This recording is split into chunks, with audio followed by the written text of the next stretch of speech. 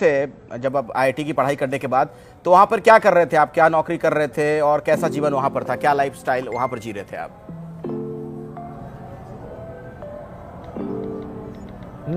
वहाँ पे तो जैसे ये यूआई यूएक्स का काम कर रहा था मैं। कैनेडियन टायर करके ई कॉमर्स कंपनी है, जैसे फ्लिपकार्ट अमेजन है ना यहाँ पे, जो ऑनलाइन ई कॉमर्स वेबसाइट होते हैं, उसके अंदर काम कर रहा था ये डिज़ाइन का ही। तो स्टार्टिंग में तो वही है, कनाडा में जैसे नया कल्चर है तो एडजस्ट करने में टाइम लगता है, ये सब लगता है। और उस टाइम पे तो वो वही वाला फेज़ था ना, वो लाइक मेंटल हेल्थ वाला वैसे वाला फेज़ था।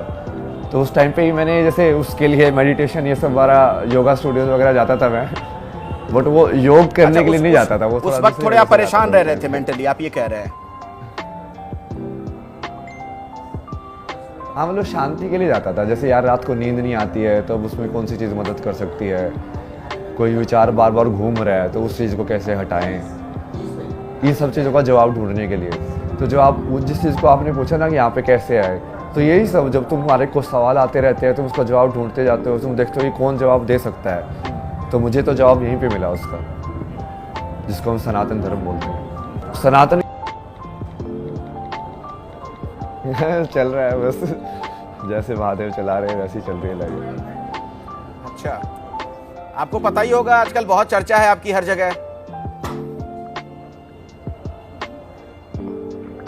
मतलब चर्चा का तो मुझे नहीं पता, बट उस चर्चा का असर तो महसूस तो होता है मेरे को। क्योंकि अभी जैसे कुंभ के अंदर बाहर जैसे इंटरव्यू वगैरह देना या इंटरेक्शन जो है मेरा बिल्कुल अलग हो गया ना। यदि मैं ऐसे नॉर्मल या ये सब चीज़ें नहीं होती तो मैं अलग तरीके से कुंभ का एक्सप्लोर करता है, तो वो तो फील हो रहा है। नहीं देखिए, तो इतना फर्क पड़ता ही नहीं ना, मतलब क्योंकि ज़्यादा फेम होने से क्या मिलेगा मतलब। नहीं देखिए, चर्चा की वजह है आप जिस जगह से पढ़े, आईआईटी मुंबई, मतलब लोगों का सपना होता है कि काश वहाँ पर एडमिशन हो जाए। वहाँ से पढ़े, एरोस्पेस इंजीनियर हैं आप, कनाडा गए, वहाँ पर आपने नौकरी की, लाखों रुपए की नौकरी थी आपकी, सब छोड़ छाड़ कर ये जो आप बाबा बनकर घूम रहे हैं धर्म अध्यात्म के प्रति, ये आकर्षण कैसे पैदा हो गया?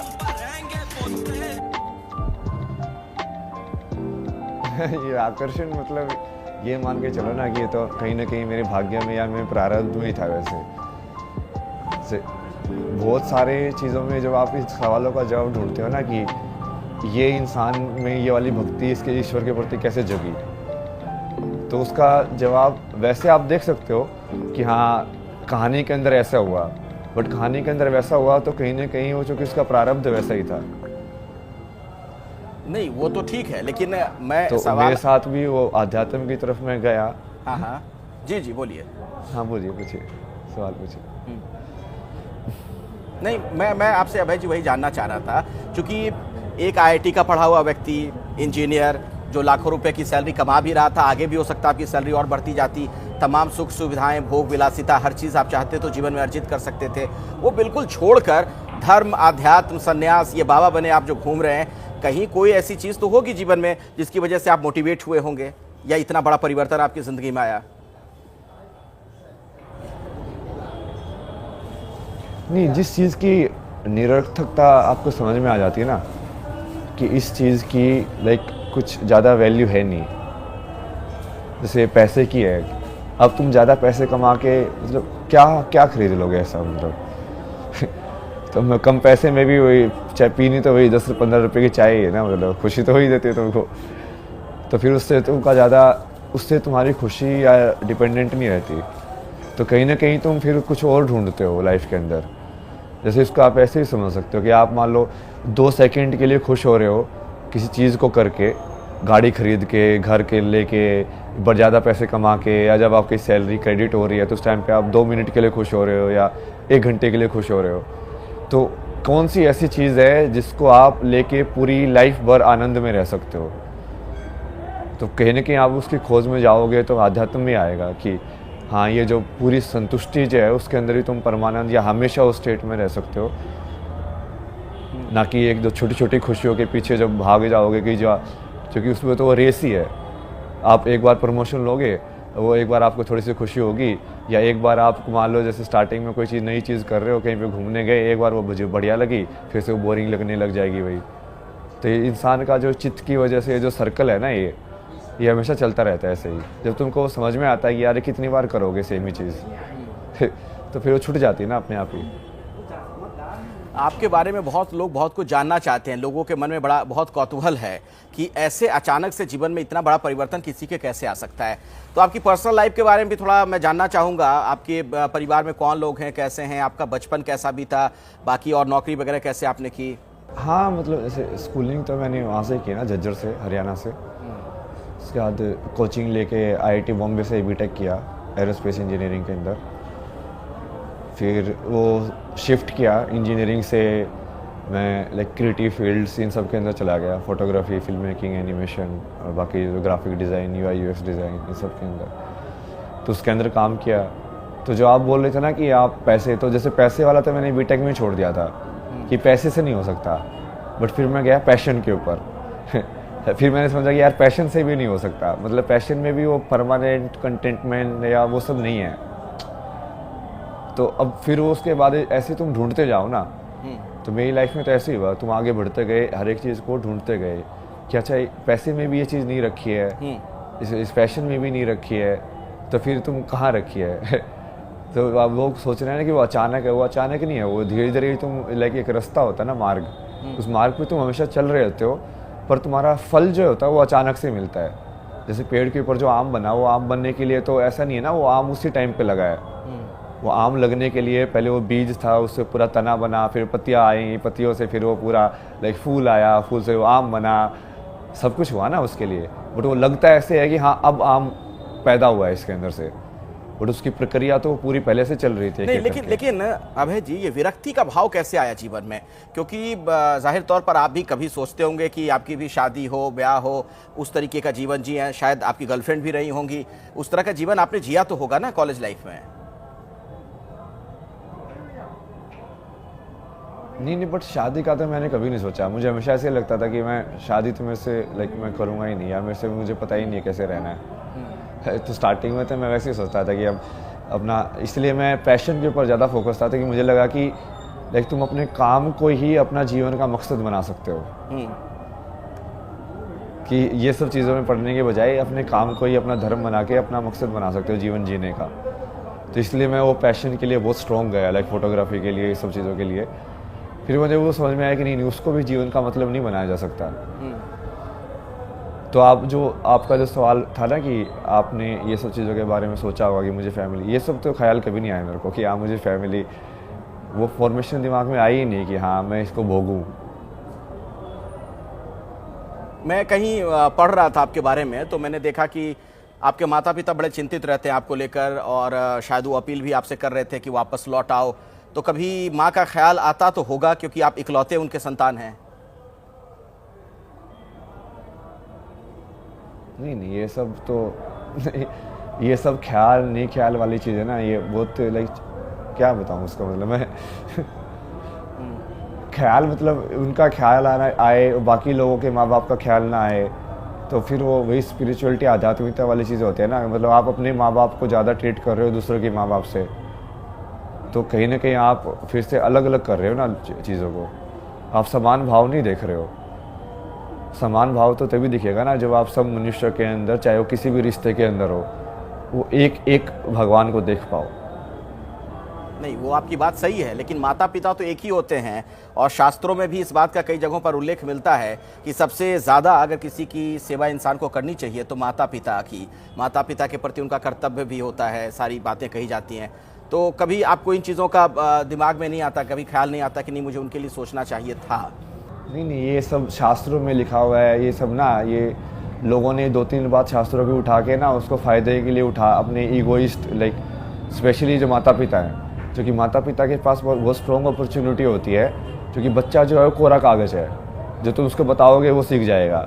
तो सारे माता पिता उनको यही शास्त्रों की यही कहानियाँ बताते हैं। अब शास्त्रों में तो मोक्ष के बारे में, बाकी चीज़ों के बारे में भी लिखा हुआ है, बट जब वही बच्चा भगवान का नाम लेने लगता है तो एकदम से उनको शास्त्र भूल जाते हैं वो लोग।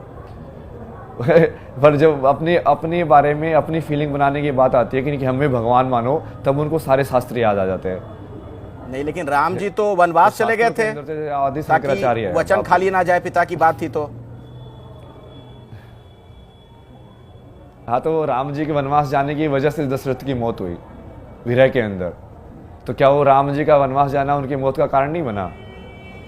बुद्ध जो थे वो तो अपनी पत्नी और अपने बच्चे को छोड़ के चले गए थे। आदि शंकराचार्य जो थे वो तो 10 साल की 11 साल की उम्र में ही घर छोड़ के निकल गए थे। तो आप क्या बोलोगे इन सब लोगों को? शास्त्र तो उन्होंने ही लिखे हैं, बल्कि जिन शास्त्रों का आप रेफरेंस दे रहे हो उनका जीवन देखो एक बार।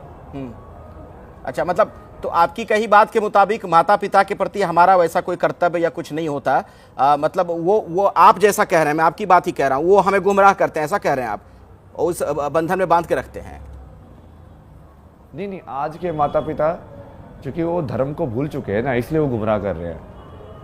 आपकी बातों से मैं जहाँ तक समझ पा रहा हूँ परिवार को लेकर आपके मन में नाराजगी तो है। मेरे साथ डॉक्टर जयंती दत्ता हैं, दिल्ली यूनिवर्सिटी में आप प्रोफेसर रह चुकी हैं, वो भी आपसे सवाल पूछना चाह रही हैं। पूछिए जयंती जी। जी, सबसे पहले तो प्रणाम। आपने एक बात कही कि आप पहले बीटेक में थे, फिर आपने आईआईटी छोड़ा। बहुत जद्दोजहद के बाद इंसान आईआईटी में घुस पाता है। आपने उसको छोड़ा, फिर आपने अपना पैशन को फॉलो किया, आपने ग्राफिक डिजाइनिंग वगैरह की। मैं आपसे ये जानना चाहूंगी कि कौन सा ऐसा पैशन आपको दिखा कि आप स्पिरिचुअलिटी में ढल गए? कौन सी ऐसी सेटिस्फैक्शन मिली आपको जिसने आपकी ये सारी रेजोल्यूशन जो है उसको एक दरकिनार कर दी? What is that passion which is attractive to समझ में आया ना मेरे को। ये आपकी स्पिरिचुअलिटी सत्य की झलक, मतलब जब मैंने उस जी बताइए। हाँ, तो वो जैसे ही मेरे को समझ में आया कि जैसे माता पिता वाला ही खेल है कि एक्चुअली में तुम भी वही कर रहे हो जो पहले लोग बार बार कर रहे हैं, मतलब वैसे ही वो लाइक ऐसे घर की सिचुएशन में होते हैं, माता पिता बनते हैं, वैसे वही वो खेल खेलते हैं, फिर ठीक है नौकरी का खेल, बच्चों का खेल, और वो पूरा खेल खेल के चले जाता है कि तो वो पूरा ऐसे क्लैरिटी समझ में आई ना पूरी संसार की कि ये संसार चल कैसे रहा है। तो उस क्लैरिटी की वजह से तो फिर ये क्लियर ही हो गया कि यही है जो असली सत्य है और यहीं से सारे सत्य उजागर होते हैं। देखिए, आपने जो रियलाइजेशन बताया अभी शेयर किया, मैं उससे आपसे सहमत हूँ कि आपने कहा कि बच्चों को माता पिता इस्तेमाल करते हैं। कई जगह मैंने इसका आवाज उठाया है, लेकिन मुझे आपसे ये जानना है वो कौन सी रियलाइजेशन है जो आपको इतना सेटिस्फैक्शन देता है और आप स्पिरिचुअलिटी में ढल गए हैं पूरा। आपको वर्ल्डली, देखिए रिनंसिएशन बहुत सारे साधु लोग करते हैं, लेकिन you are a very intelligent soul.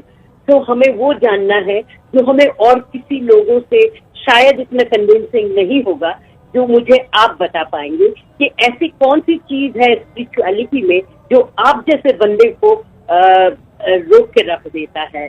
उसमें क्या स्थायित्व है, क्या ऐसा ध्येय है आपका? एक जो मेन रियलाइजेशन इसके अंदर होती है कि मीनिंगलेस ऑफ द लाइफ, कि लाइफ का रियल के अंदर कोई मीनिंग नहीं है।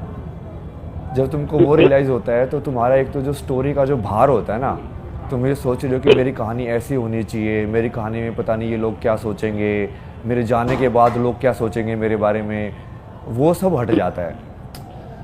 अच्छा, चूंकि आप धार्मिक व्यक्ति हो चुके हैं आपके मुताबिक बहुत ज़्यादा, अब तो मुझे एक थोड़ा ये भी बताइए, सनातन के प्रति इतना प्रेम क्यों? नहीं, सत्य के प्रति प्रेम है ना वो। अब वो सत्य है सनातन के अंदर ही है तो अब ठीक है।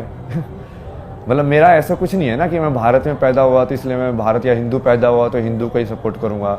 मैंने तो पूरा खोज किया ना, वो अलग अलग तरीके से उसको देखा है, बहुत सारे धर्मों का उसके शास्त्रों का अध्ययन करके, अलग अलग देशों के पूरे इतिहास का अध्ययन करके, फिर वो साधनाओं को बहुत सारी साधना जैसे करके, क्या चाहिए मेडिटेशन का ये जो तरीका है ये कैसे काम करता है, ये वाली साधना कैसे काम करती है, तो वो सब करने के बाद जब मेरे को समझ में आया कि ये जो सत्य जो है सनातन के अंदर, जो जितने सारे जो महर्षि ऋषि जो आए उन्होंने जो ज्ञान की खोज की, जिस तरीके से खोज की, जैसे सदगुरु एक शब्द बोलते हैं ना बहुत बढ़िया कि in is the only way out, कि किसी भी चीज़ को जानने का तरीका यही है कि वो चीज़ आपके अंदर ऑलरेडी हो रही है, आप उसको विटनेस कॉन्शियसनेस के अंदर जाके बस उसको देखो। आपके अंदर रोने का भाव आता है तो रोने के भाव को बाहर से समझने की जरूरत नहीं है। तो जब आप रोने का भाव आ रहा है तो आप उसके अंदर से देख के समझ लो। बाकी धर्मों में ये आपको नजर नहीं आया? नहीं नहीं, वो हर चीज़ के साथ कर सकते हैं ना। वो बाकी धर्मों में भी अलग अलग तरीके हैं उसके। सनातन धर्म के अंदर ये मान के चलो कि सनातन कोई एक पर्टिकुलर तरीका नहीं है, सनातन उस पूरी बकेट को बोलते हैं। लाइक वो पूरा जो बक्के है ना, पूरा एक साथ जो गुच्छा है, सारे धर्मों को मिला के यदि गुच्छा बनाएंगे, वो जितने भी मतलब जो उसी ईश्वर को पाने के तरीके हैं, तो उसको पूरे को सनातन बोलेंगे, क्योंकि सनातन मतलब जो इटरनल है, जो एक ही सत्य है। ठीक है।